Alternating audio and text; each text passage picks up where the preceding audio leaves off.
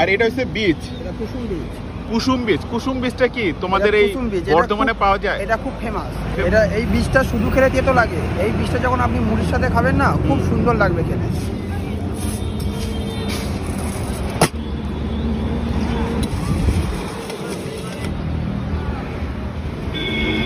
Welcome to my another video.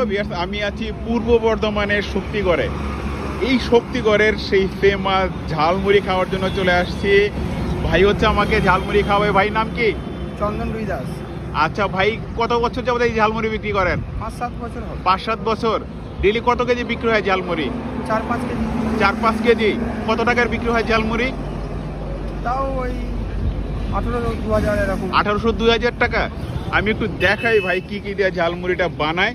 এটা আচার, এটা হচ্ছে আচার, এটা হচ্ছে মশলা। গোলে জিরে মশলা। আচ্ছা, এটা দিয়ে স্পেশাল মশলা। আর এটা পপকর্ন, আর এটা চানাচুর, ভুজিয়া, ভুজিয়া, বাদাম, বাদাম, ভুজিয়া, চানাচুর, তারপর হচ্ছে পপকর্ন। আর এটা হচ্ছে বীজ, এটা কুসুম বীজ।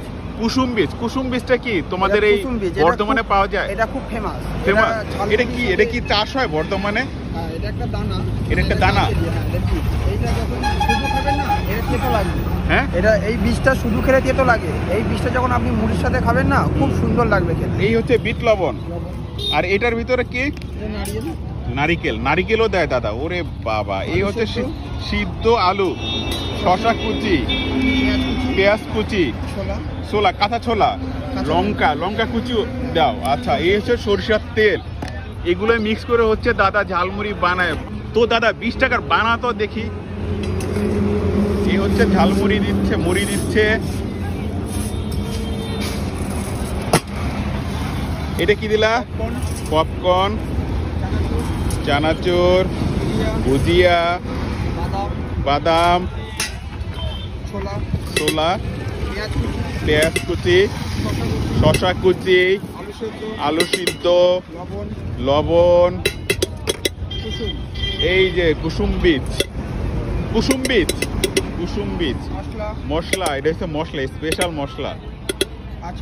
আচার। আচার কি তুমি বানাও দাদা? না, আচারটা আমাদের রেডিমেড কিনতে হয়। সব তো রেডিমেডই কেনো, তাই না? রেডিমেড। মশলাটা আমরা ঘরেই বানাই। মশলাটা ঘরে বানাও। আচ্ছা, সরিষার তেল। সরিষার তেল কি কিনে নিয়ে আসো রেডিমেড? রেডিমেড। লঙ্কা কুচি দিচ্ছে।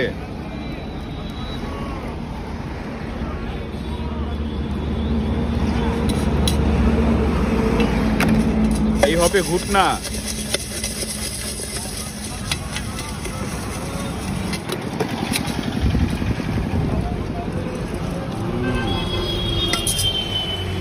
অনেক ঝালমুড়ি দাদা।